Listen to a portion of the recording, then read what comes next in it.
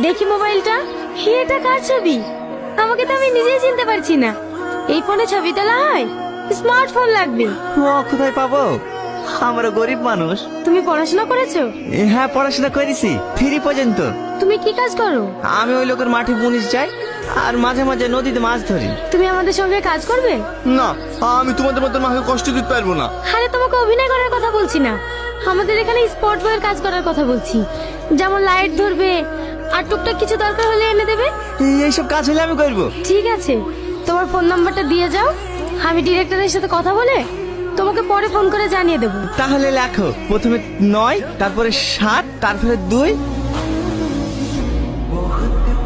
শেট, আজ প্রথম গ্রামে শুটিং করতে গিয়ে যে বিশৃঙ্খলাটা ঘুরে গেল না, এটা মেনটেন করার জন্য গ্রামের কিছু ছেলের দরকার।